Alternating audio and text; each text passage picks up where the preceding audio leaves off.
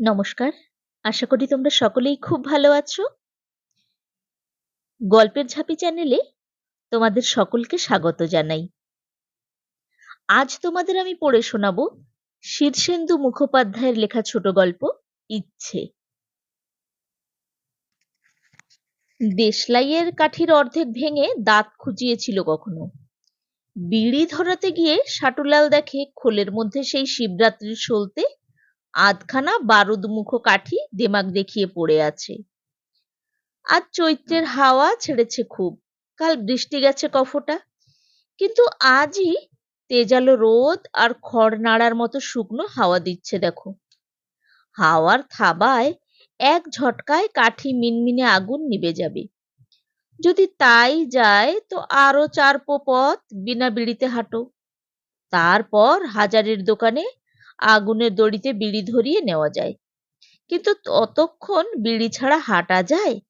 মুখে থুথু আসবে, বুক হাকুপাকু করবে, কি নেই মনে হবে। সাটুলাল দেশলাইয়ের বাক্সটা নাড়ে। ভেতরে টুকটুক শব্দ করে আধখানা কাঠি দেমাক ভরে নড়ে চড়ে। কাঠিটার মতলব বুঝতে পারে না সাটু। কাঠিটা কি বিড়ি ধরানোর ঠিক মুখে নিবে গিয়ে তাকে জব্দ করবে? তার জীবনে পাপের অভাব নেই, ফর্দ করতে গেলে শেষ হওয়ার নয়। বেশি কথা কি, এই দেশলাইটাই তো গত পরশু বাবুদের উঠোনে পড়ে থাকতে দেখে হাতিয়ে নেয়। ঝি উনুন ধরাতে এসে ফেলে গিয়েছিল ভুলে, পরে এসে দেশলাই খুঁজে না পেয়ে বাপান্ত করেছিল। তা সে সাটুর উদ্দেশ্যেই বলা, নাম ধরে না বললেও শুনে সাটু ভেবেছিল, না, কাল থেকে ভালো হয়ে যাব। সাটু দেশলাইটা হাতে নিয়ে মাঠের মধ্যিখানে ঢিবির উপরে বসে থাকে। দাঁতে আটকানো বিড়ি ধরায়নি। সাটু ভাবে, বাবুদের বাড়ির ঝি সরস্বতীর কি উচিত হয়েছে সাটুকে অমন বাপ মা তুলে গাল দেওয়াটা। ছেলের মাথা খেতেও বলেছে। যত যাই হোক, সরস্বতী তো সাটুরই বউ। আজ না হয় সে পয়সাওয়ালা লোকের সঙ্গে বিয়েই বসেছে, তার সুখচন্দ্রের পয়সাই বা এমন কি, আটাকল খুলে ধরাকে সরা দেখছে। তারও আগের পক্ষের বউয়ের হ্যাপা সামলাতে হয়। সরস্বতী ভাবে সুখচন্দ্র তাকে চিরকাল মাথায় নিয়ে নাচবে। লাথি দিল বলে বেশি দিন তো নয়।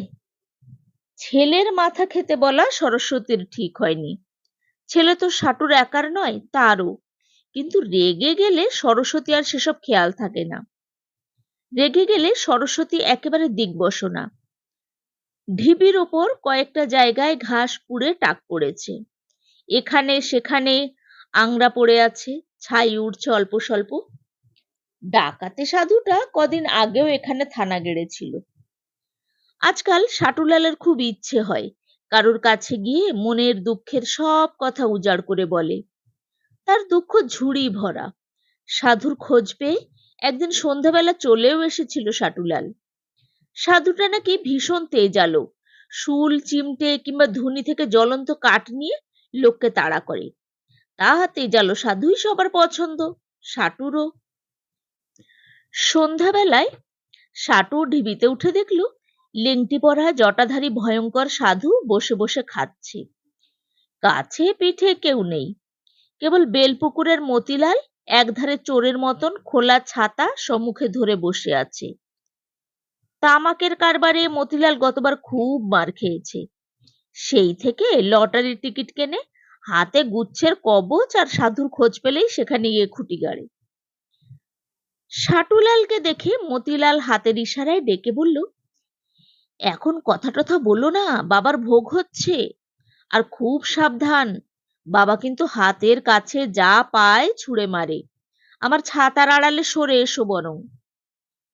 মতিলালের ছাতার আড়ালে গা ঢাকা দিয়ে বসে সাটুলাল। সাধুর খাওয়া দেখে চোখের পাতা ফেলতে পারে না। ভালো ঠাউর হচ্ছিল না অল্প আলোয়, তবু মনে হচ্ছিল যেন কিসের একটা বড় সড়ো ঠ্যাং চিবোচ্ছে।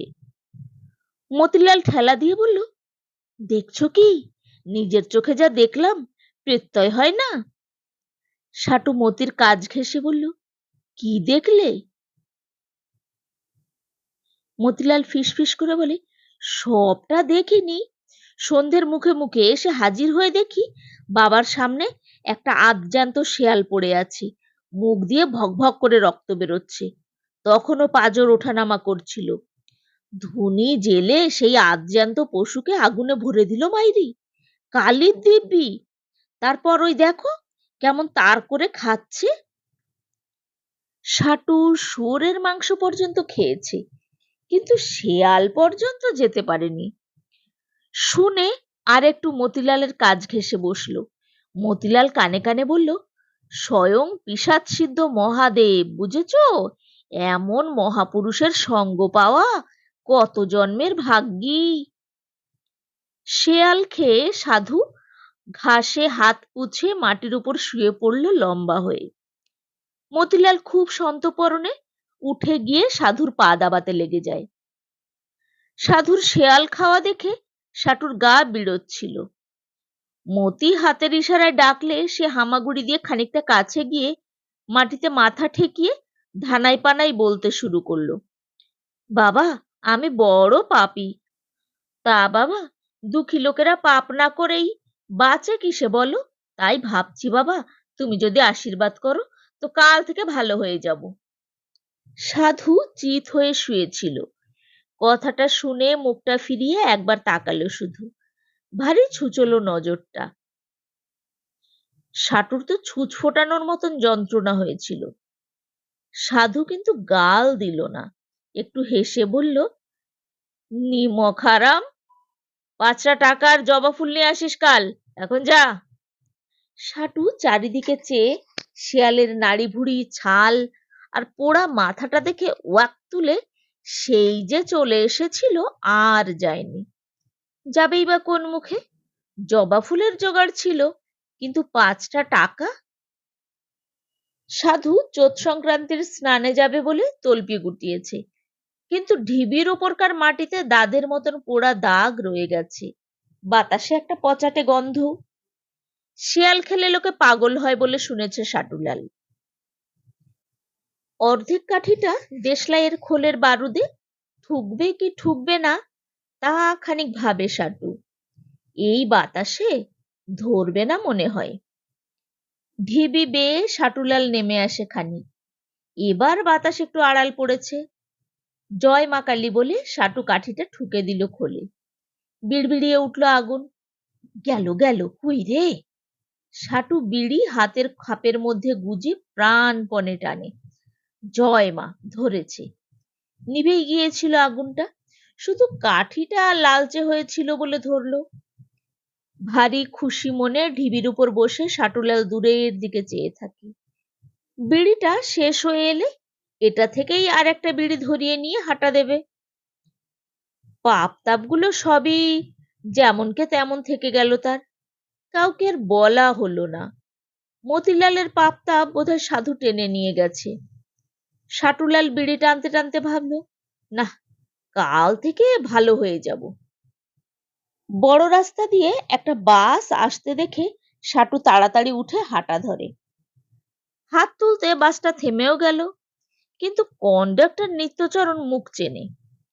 উঠে যেতেই হাত দিয়ে দরজাটা আটকে বলল, উঠছো যে, পয়সা আছে তো? আছে আছে।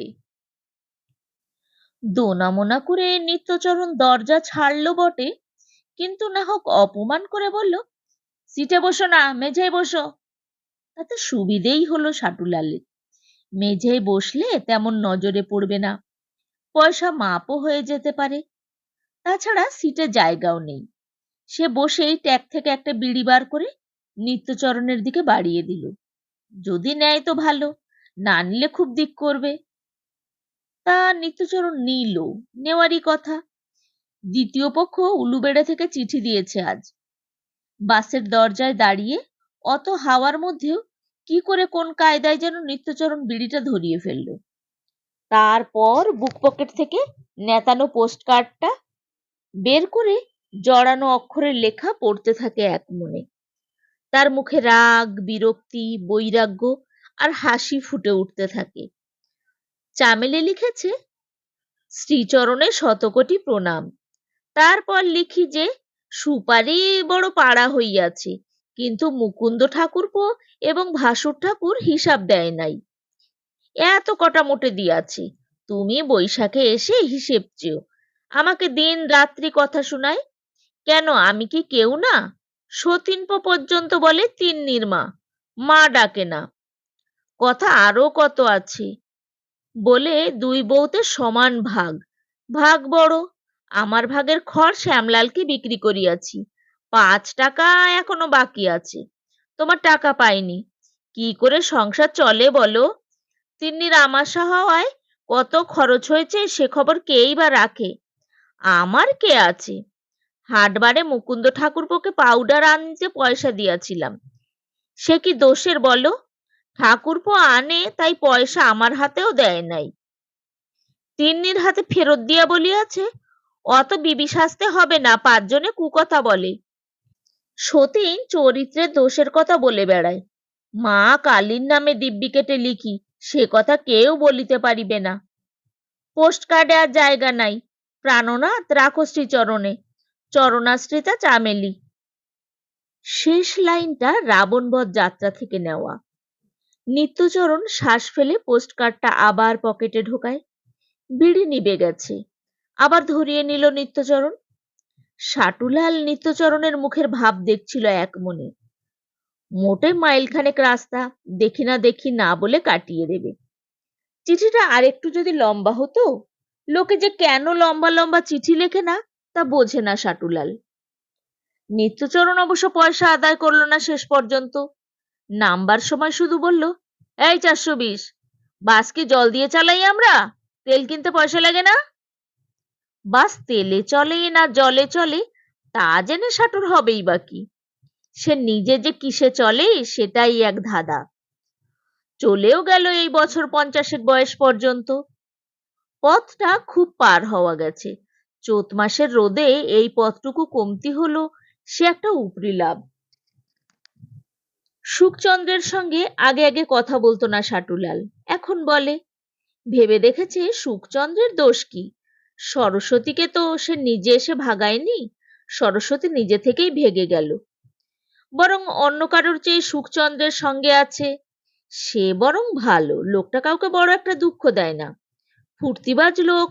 যা আয় করে তা খেয়ে পরে ওড়ায়। বাজারের সেরা জিনিসটা আনবে, মরশুমের আমটা কাঁঠালটা বেশি দাম দিয়ে হলেও কিনবে। তার ঘরে রেডিও পর্যন্ত আছে। আগের পক্ষের বাজা বউ শেফালিকেও খারাপ রাখেনি। নিজের বাড়ি শেফালিকে ছেড়ে দিয়ে অন্য পাড়ায় সরস্বতীর জন্য আলাদা ঘর তুলেছে। দুই বাড়িতেই যাতায়াত। অনেক ভেবেচিন্তে সাটুলাল দেখেছে ব্যাপারটা খারাপ হয়নি। প্রথম প্রথম তার অভিমান হতো বটে, কিন্তু এ তো ঠিক যে 3 বাচ্চা সমেত সরস্বতী তার ঘাড়ে গন্ধমাদনের মতো চেপেছিল এতদিনে। এই যে সে গত রাতে খাড়ুবেড়েতে যাত্রা শুনতে গিয়ে রাত ভোর করে, তারপর বেলাভর ঘুমিয়ে নাড়ুগোপালের মতো হেলতে দুলতে 3 প্রহর পার করে ফিরেছে। সরস্বতী থাকলে হতে পারতো এমনটা। সরস্বতী যাওয়াতে এখন তার ঝাড়া হাত পা। ওদিকে ছেলেপুলেগুলোও দুবেলা খেতে পায়, পড়তে পায়। সরস্বতীর চেহারা আদতে কেমন তা সাটুলালের সঙ্গে বিয়ে হওয়ার 5-7 বছর পর থেকে কেউ বুঝতে পারতো না। এখন সরস্বতী পুরনো খোলস ছেড়ে নতুন চামড়া নিয়ে ঘুরে বেড়ায়। হাত পায়ের গোছ হয়েছে খুব, গায়ে রস হয়েছে, চোখে ঝলক খোলে, বেশ আছে। গোজ মুখ করে ঘুরে বেড়াতো সাটুলাল। একদিন সুখচন্দ্র ডেকে বলল, সাটু ভায়া, ভগবান আমার মধ্যেও আছে, তোমার মধ্যেও আছে। তুমি আমি কি আলাদা? সরস্বতী এসে জুটলো, ফেলি কি করে বলো? এমনই 2-4 কথা হতে হতে সাটুলাল ভাব করে ফেলল, তবে সরস্বতীর পুরনো সব রাগ যায়নি। সুখচন্দ্র যতই মিতালি করুক, সরস্বতী এখনো দেখলে মুখ ফিরিয়ে নেয় আর আকাশ বাতাসকে শুনিয়ে তার কেচ্ছা গায়। গাওয়ার মতো কেচ্ছা কিছু কম নেই সাটুলালের। তার সারাটা জীবন চুরি ছেঁচড়ামি আর ছিনতাইয়ের কাণ্ডে ভরা। সে সব পুরনো কথা। গত সপ্তাহে পালপাড়ায় কদমতলায় সাটু নিজের মেয়ে কুন্তিকে গঙ্গা যমুনা খেলতে দেখে মায়ায় পড়ে দাঁড়িয়ে গেল। শত হলেও সন্তান, মেয়েটাও খানিক খেলা করে বাপের কাছে দৌড়ে এলো, একগাল মিষ্টি হেসে ডাকলো, বাবা। বুক জুড়িয়ে যায়। মেয়েটার খালি গা, পরনে শুধু একটা বাহারি রং চটে ইজের। সাটুর চোখটাই পাপে ভরা। যেখানে যত লোভানি আসে সেখানে তার পাপ নজর পড়বেই কি পড়বে। মেয়েটাকে দেখতে গিয়ে প্রথমেই তার নজর পড়ল মেয়েটার কোমরের কাছে ইজেরের কষি এক জায়গায় একটু উল্টো ভাঁজ হয়ে আছে, আর সেই ভাঁজে স্পষ্ট একটা আদুলি আর কয়েকটা খুচরো পয়সার চেহারা মালুম হচ্ছে। মেয়েটাকে জড়িয়ে ধরে খানিক আদর করছিল সাটু। তারপর মেয়ে ফের গঙ্গা যমুনার কোটে ফিরে গেল। সাটু বাজারে গেল বাবুর জন্য সিগারেট আনতে, আর যেতে যেতেই টের পেল কখন যেন তার হাতে একটা আদুলি, দুটো 10 পয়সা আর একটা 5 পয়সা চলে এসেছে। মা কালীর দিব্যি, সে টেরও পায়নি কখন আপনা থেকে পয়সাগুলো এসে গেল। একেবারে আপনা থেকে এসে যখন গেলই তখন তাকে ভগবানের দেওয়া পয়সা মনে করে সাটুলাল তৎক্ষণাৎ নগদানগদি তাড়ি খেয়ে ফিরল। বাবুর বাড়ির ফটকে তৈরি হয়েই দাঁড়িয়েছিল সরস্বতী আর তার গা ঘেঁষে কুন্তি। আর যাবে কোথায়? প্রথমে মেয়েটা দেখতে পেয়ে চেঁচালো, মা মা, ওই যে আসছে। সঙ্গে সরস্বতী ঠিক কলের গানের পুরনো বয়ান ছেড়ে যেতে লাগলো, বাপের ঠিক নেই, নষ্ট মেয়ের পুত, কেলে কুত্তার পায়খানা, ডোমে ঠ্যাঙে দড়ি বেঁধে তোকে টেনে ভাগাড়ে ফেলবে, নিবংশের বেটা। মেয়েকে পয়সা দিয়ে ডাল আনতে পাঠিয়েছি আর মেয়েরও বলিহারি। বাবা, কোন আক্কেলে তুই ওই গরুচোর বেটাকে সোহাগ দেখাতে গেলি? গেলি তো ঘাটের মড়ার আক্কেল দেখ, মেয়ের ইজেরের কষি থেকে পয়সা মেরে দিল। বলি, পয়সার জন্যে তুই না পারিস কি বল দেখি? বলতো আরো। বাবুর বউ বেরিয়ে এসে চোখা গলায় বলল, দেখো সরস্বতী, ছোট লোকের মতন চেঁচাবে তো দূর হয়ে যাও। সাটু, তুমিও এক্ষুনি বিদায় হও। একটা চোর আর একটার মুখ আস্তা কুড়। আমার বাচ্চাটা এসব শুনে আর দেখে শিখবে। যাও যাও যাও। সরস্বতী অবশ্য বাবুর বউকে ভয় খায় না, উল্টে তেজ দেখায়, কিন্তু সেদিন আর বাড়াবাড়ি করেনি, শুধু শাসিয়ে রেখেছিল, আটা চাক্কির বিষেকে দিয়ে মার খাওয়াবে। সেদিনই সন্ধ্যার মুখে বিষে সাটুকে ধরে দোকান ঘরের পিছনে আবডালে টেনে নিয়ে দিল ঘা কত, আরো দিত। সুখচন্দ্র সারা শব্দে এসে পড়ে বলল, যাগ্গে, 12 আনা তো মোটে পয়সা। কিন্তু সুখচন্দ্র মাপ করে তো সরস্বতী করে না। সে কোমরে হাত দিয়ে দাঁড়িয়ে বলে, মুখ দিয়ে রক্ত বেরোবার পর ছাড়া পাবে। সাটুলাল সরস্বতীর পা ধরতে উবু হয়ে বসে বলল, কাল থেকে আর হবে না। সাটুলাল নিজেকে আজও জিজ্ঞাসা করে, পয়সাটা কি সত্যি মেরেছিল সাটু? সাটু শিউরে উঠে বলে, মাইরি না, মা কালীর পা ছুঁয়ে বলতে পারি। পয়সাগুলোই ফক্কর, বুঝলে, আমাকে জব্দ করতে কোন ফাঁকে শুট করে চলে এলো হাতে। এইসব দুঃখের কথা সাটুলাল কাউকে বলতে চায় না, উজাড় করে বলবে সব, কিন্তু সাধুটা সটকেছে, আছেই বা কে? গতকাল সাঝের মুখে বাবুর বউ নদিয়াল মাছ কিনতে পয়সা দিয়ে পই পই করে বলেছিল, দেখো সাটু, পয়সার হিসেব দিও, সরে পড়ো না। সাটুলাল মনে মনে দিব্যি কেটেছিল, আর নয়, এবার মানুষ হতে হবে, 5 জনের কাছে দেখানোর মতন মুখ চাই। পয়সাটা ফেরত দিত সাটু, যদি সে নিজে ফিরত। হলো কি, গ্রহের ফের। বাজারে গিয়ে দেখলো নদিয়াল মাছ ওঠেনি, কয়েকটা ন্যাটা চ্যাং যা উঠেছে তা বাবুরা খায় না, পয়সা নিয়ে ফিরেই আসছিল। তেমনি সময়টায় হরগোবিন্দ খবর দিল, খাড়ুবেড়ে যাত্রা হচ্ছে, যাবে নাকি সাটুলাল? আগু পিছু ভাবনা সাটুলালের কোনো কালেই ছিল না। চাঁদনি রাত ছিল, ফুরফুরে হাওয়া দিচ্ছিল। বাবুর বাড়ি মুখো হতে আর ইচ্ছে হলো না তার।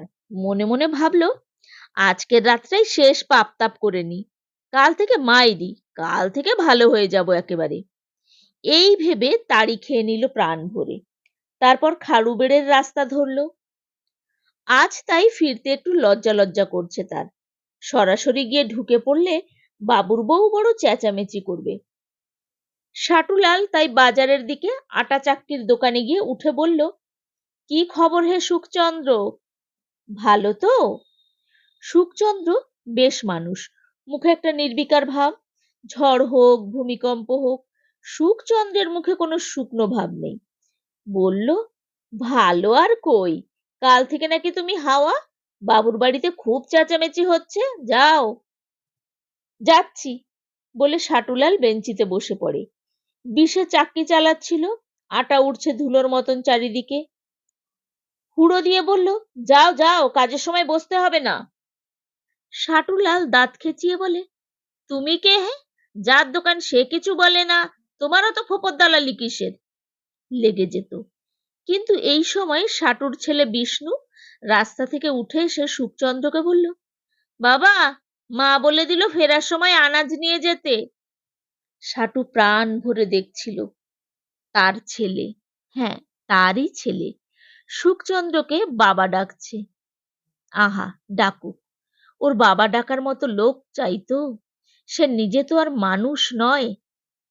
ছেলে বেরোলো তো পিছু পিছু সাটুলালও বেরোয়। ছেলে কয়েক কদম হেঁটেই পিছু ফিরে বলে, তুমি আসছো কেন? সাটু একটু রেগেই বলে, কেন, তোর বাবার রাস্তা? তুমি অন্য বাগে যাও, নইলে মাকে বলে দেব। কি বলবি? তুমি কুন্তির পয়সা চুরি করেছিলে না, মনে নেই? ওহ, চুরি? গঙ্গা যমুনা খেলতে গিয়ে ছুরি কোথায় পয়সা হারিয়ে আমার ঘাড়ে চাপান দিলে। সে যাই হোক, তুমি কাছে আসবে না আমাদের। বাপকে কি ভুলে গেলি বিষ্টু? ছেলে চলে গেল। পালপাড়ার পুকুর ধারে শেফালি ধরলো তাকে, গা ধুয়ে ঘরে ফিরছে। দেখতে পেয়ে বলল, তোমার সঙ্গে কথা আছে। শেফালি মোটা মানুষ, শরীর ঢিলা ঢালা হয়ে গেছে, ঘামাচিতে গা কাঁথার মতো হয়ে আছে। গোলপানা থম্বা মুখখানা দেখলে কাতলা মাছের মাথার কথা মনে পড়ে। দাঁতে নস্যি নেওয়ার নেশা আছে। এক গাল হেসে বলল, খবর শুনেছ নাকি, তোমার যে আবার ছেলে হবে গো? ছেলে কি বাতাসে হয়? সাটু অবাক হয়ে বলে, আমার ছেলে হবে কি গো? ওই হলো তোমার বউয়ের। সাটু লজ্জা লজ্জা মুখ করে বলল, কি যে বলো বৌঠান?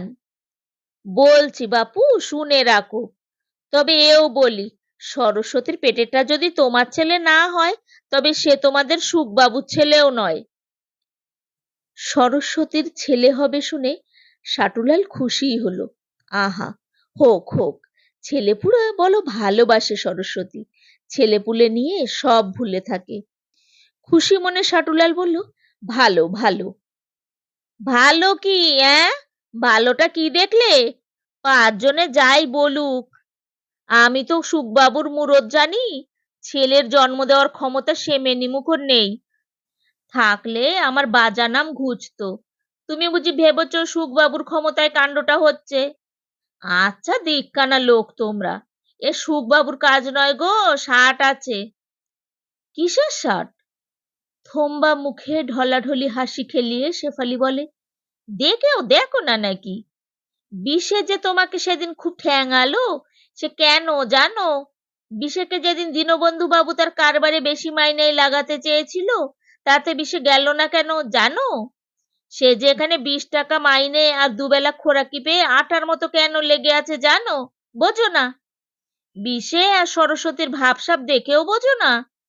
চোখ কান খোলা রেখে চলবে, তাহলে আর 5 জনের কাছে শুনে বুঝতে হবে না। যাও, বাড়ি গিয়ে ঠান্ডা মাথায় ভাবো। ভাবাভাবির কি আছে তা সাটুলাল বোঝে না, দিনের মতন পরিষ্কার ব্যাপার। তবে কি না, সাটু এখন এসব নিয়ে মাথা ঘামায় না। আসল ব্যাপার হলো সরস্বতীর আবার ছেলে হচ্ছে। বাড়ি ঢুকতেই আগে বাবুর সঙ্গে দেখা। বাগানের রাস্তায় শোয়ানো চেয়ার পেতে বসে বই পড়ছে, কেবল বই পড়ে। শোনা যায় কলেজের খুব নামকরা মাস্টার, মেলা বিদ্যা জানে, যদিও ধান আর চিটের তফাৎ বুঝতে পারে না। তা সে যাই হোক, বেশি বোঝেন না বলেই ভালো, বুঝলে বড় মুশকিল। বাবু মুখ তুলে দেখে বললেন, সাটুলাল যে, কোথায় গিয়েছিলে? এই আগে, কাল থেকে আর হবে না। সে জানি, কিন্তু বাড়ির সবাই ভাবছিল খুব। আর হবে না। বাবু রোগা রোগা লোক, বেশি কথা বলে না, শুধু গম্ভীর হয়ে বলল, বিশ্বাসী লোক পাওয়া বড় মুশকিল দেখছি। ভিতর বাড়িটা থমথম করছে। বৌদি এই সবে দুপুরের ঘুম থেকে উঠল, মুখটুক ফুলের আবনের মা, তার উপর এলোকেশি ঠোঁটে শুকনো রক্তের মতো পানের রস, গলায় কপালে ঘাম, আঁচল কুড়োতে কুড়োতে কুয়োতলায় যাচ্ছিল। ভেতরের বারান্দায় তাকে দেখে থমকে গিয়ে বলল, তুমি কার হুকুমে বাড়িতে ঢুকেছ? হ্যাঁ, বেরো, এক্ষুনি বেরো। সাটুলাল টপ করে কান ধরে ফেলে বলল, কাল থেকে আর হবে না। ঘুম থেকে উঠলে মানুষের তখন আর তেমন তেজ থাকে না। বৌদিরও রাজ্যের আলিস্যি, হাই তুলে বলল, পয়সাটা ফেরত দেবে তো?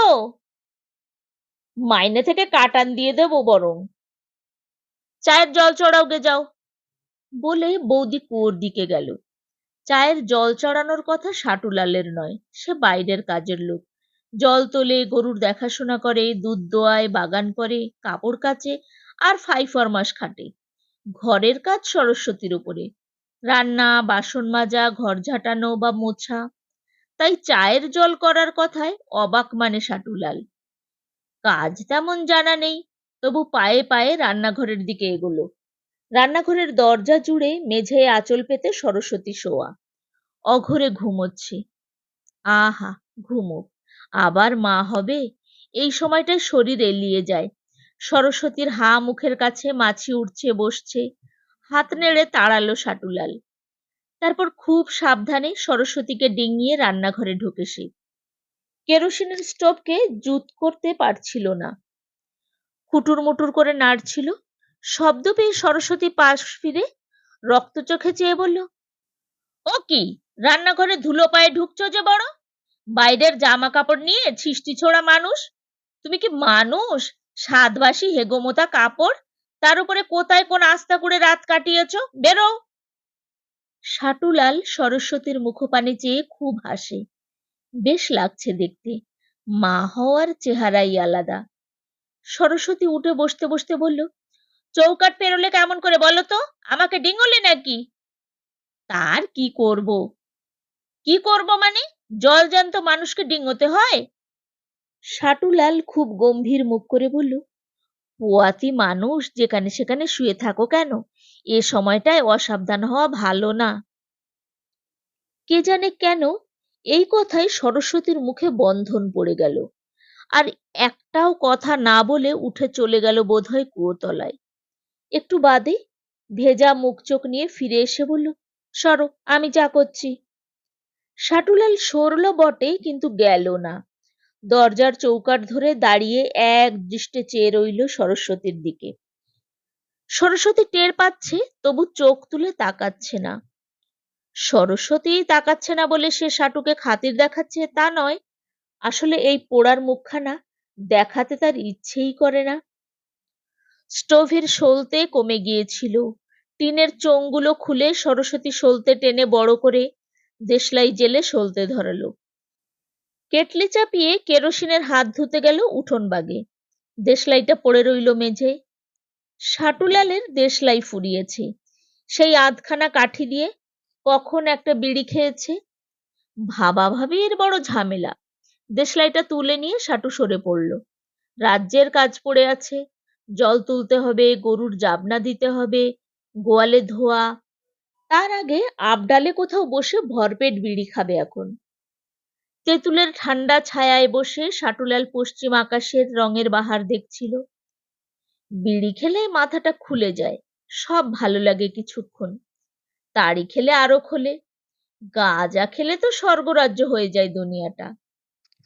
বিড়িটা যখন শেষ হয়ে এসেছে, তখন বাবুর 6 বছরের মেয়ে বাবলি এসে পিছন থেকে গলা জড়িয়ে ধরল। সাটুদা, তুমি পয়সা চুরি করে পালিয়েছিলে?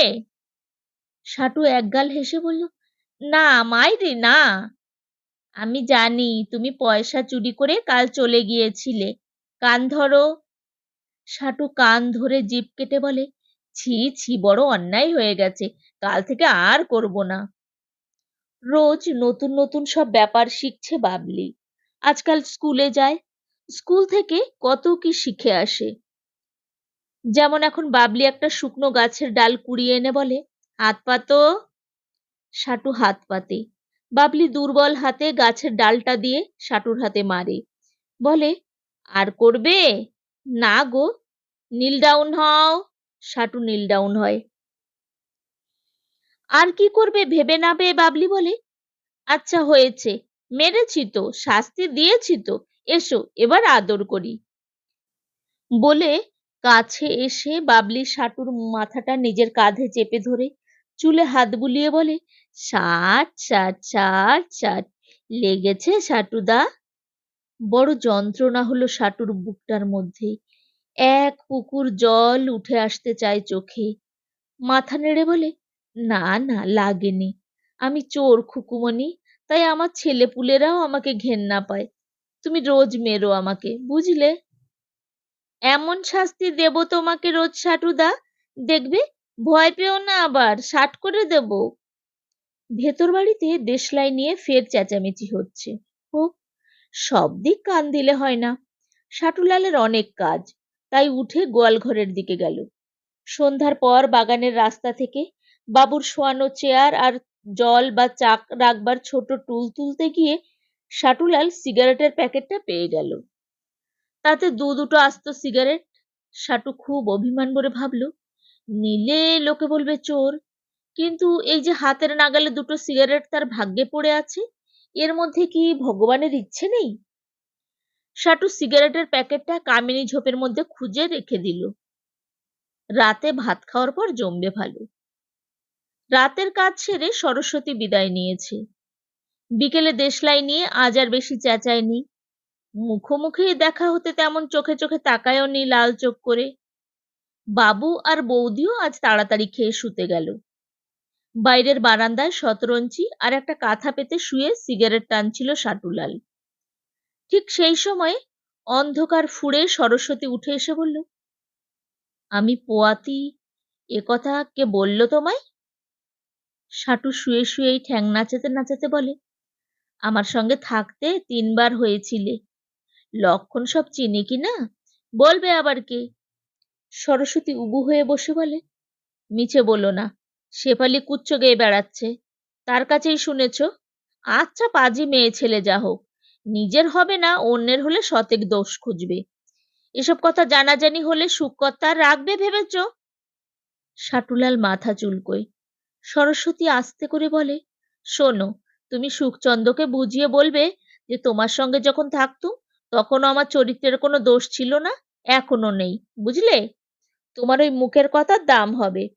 নইলে সুখচন্দ্র আজ রাতে ও বেটির কাছে থাকতে গেছে, রাত ভোর এমন বিষ ঢালবে কানে যে পুরুষটা বিগড়বে। কালই গিয়ে সুখচন্দ্রের সঙ্গে বসে নানা কথার মধ্যে এক ফাঁকে কথাটা তুলো। উদাস ভাবে সাটুলাল বলে, তুলবক্ষণ। তুলো, তুমি লোক খারাপ নও আমি জানি, দুটো টাকা রাখো। বলে আঁচলের গেরো খুলে ভাঁজ করা টাকা বের করতে যায় সরস্বতী। ভারী লজ্জা পায় সাটুলাল, বলে, আরে থাক থাক, ওসব রাখো। নাও বিড়ি টিড়ি খেও, মাসে 10 টাকা মাইনে পাও, তাতে কি হয়?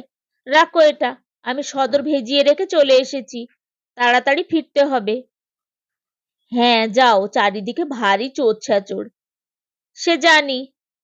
বলে সরস্বতী আধারে মিলিয়ে যায়। সাটুলাল 2 নম্বর সিগারেটটা ধরিয়ে ফেলে। সরস্বতী বলে গেল, সে নাকি ভালো লোক। সত্যি কি আর বলেছে? মন রাখা কথা। কিন্তু যদি সত্যিই তাকে ভালো লোক বলে জানতো সবাই? হাতের সিগারেটটার দিকে চেয়ে রইল সাটুলাল। ভারী রাগ হলো নিজের ওপর। আচমকা সিগারেটটা প্রায় আস্ত অবস্থায় ছুঁড়ে ফেলে দিয়ে নিজের 2 গালে ঠাস ঠাস করে কয়েকটা চড় দেয়। রাগ তাতে কমে না। নিজের ঘাড় ধরে নিজেকে তোলে সে। তারপর নিজেকে নিয়ে ফটকের বার করে দিয়ে এসে বলে, যা বেটা আহাম্বক ছ্যাচড়া চোরটা কোথাকার, ফের যদি আসিস তো তোকে জুতিয়ে মুখ ছিঁড়ে দেব। এই বলে হাত ঝেড়ে সাটুলাল ফিরে আসে।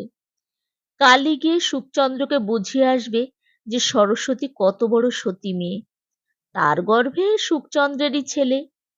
আর টাকা দুটোও ফেরত দেবে সরস্বতীকে। সে ঘুষ টুস খাবে না আর। পুরনো সাটুলাল বিদায় নিয়েছে। খুব আনন্দে খানিক ডগমগ হয়ে বসে রইল সাটুলাল। মনটা ভারী বড়সড় হয়ে গেছে। বুকের যেন হাওয়া বাতাস খেলছে। প্রাণ জুড়িয়ে গেল। কামিনী ঝোপের নিচে পড়ে থাকা সিগারেটটা ধোয়াচ্ছে। এখনো অনেকটা রয়েছে। খামোকা পয়সা নষ্ট। সাটুলাল গিয়ে সিগারেটটা তুলে আনলো ফের। বসে বসে মনের সুখে টানতে লাগলো। দেশলাইটা নেড়ে দেখলো অনেক কাঠি রয়েছে। বাটাকে সরস্বতীর দেওয়া টাকাটা। সাটুলাল ভাবল, আজ শেষ পাপতাপ বাবা, কাল থেকে ভালো হয়ে যাচ্ছি। এতক্ষণ তোমরা শুনছিলে শীর্ষেন্দু মুখোপাধ্যায়ের লেখা ছোট গল্প ইচ্ছে। গল্পটি কেমন লাগলো চটপট কমেন্ট বক্সে লিখে ফেলো। তোমাদের মতামত আমাকে অনেক সমৃদ্ধ করবে। আর গল্পটা যদি ভালো লাগে তাহলে বন্ধুদেরকে শেয়ার করো আর একটা লাইক দিও প্লিজ। আর আমার গল্প পাঠ যদি তোমাদের ভালো লেগে থাকে তাহলে অবশ্যই আমার চ্যানেলটিকে সাবস্ক্রাইব করে পাশে থেকো। আমার চ্যানেল সাবস্ক্রাইব করলে পরবর্তীতে আমি যে গল্পই পোস্ট করব সবার আগে পৌঁছে যাবে তোমার ফোনে। অনেক অনেক শুভেচ্ছা নিও। ভালো থেকো আর আমার পরের গল্পের জন্য অপেক্ষা করো।